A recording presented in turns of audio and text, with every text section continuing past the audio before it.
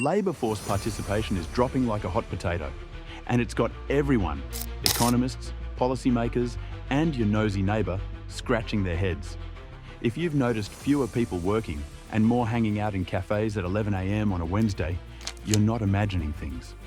But what's behind this trend, and why does it matter? The decline in labour force participation isn't new, but it's gaining more attention. After the pandemic, participation rates fell off a cliff, and they haven't fully bounced back. It's like everyone collectively decided, work? Nah, I'm good. Labour force participation measures the percentage of people aged 16 and older who are either working or actively seeking work. It's a key indicator of economic health. If fewer people are working, it could mean fewer resources, less productivity, and more stress on public systems. In other words, when fewer people work, the pie gets smaller.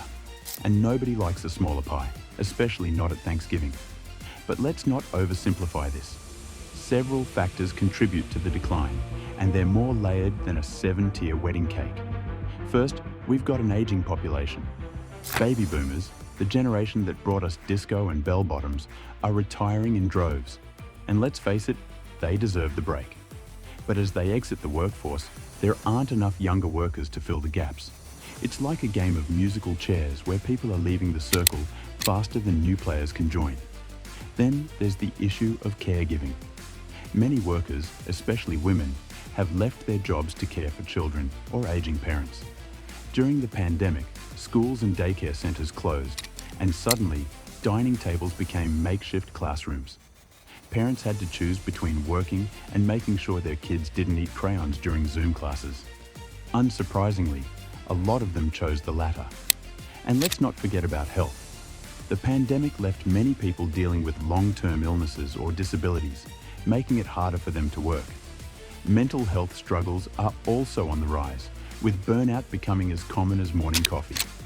In fact, some people are so burned out they'd rather quit than deal with another motivational team meeting.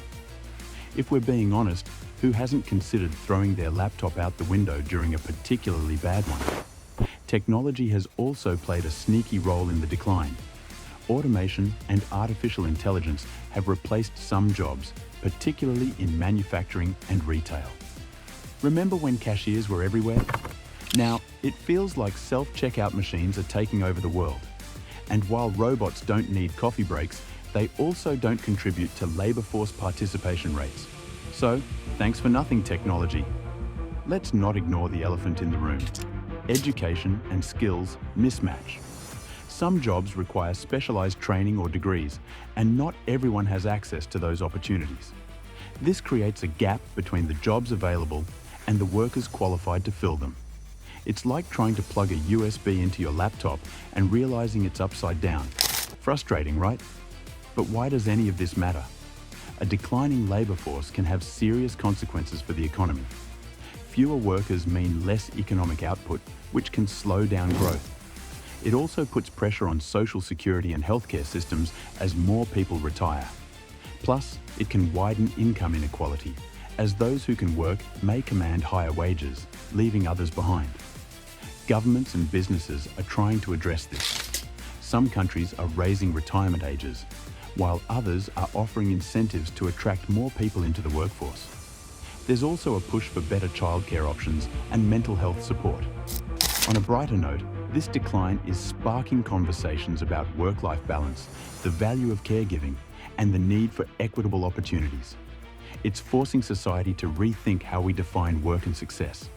Maybe, just maybe, this shift will lead to a future where people can work and live fulfilling lives without feeling like they're stuck on a hamster wheel. So, what can you do about it? If you're in the workforce, advocate for fair wages, better benefits. Thanks for sticking around to the end. The decline in labour force participation is a complex issue, but it's also an opportunity for us to rethink how we work and live.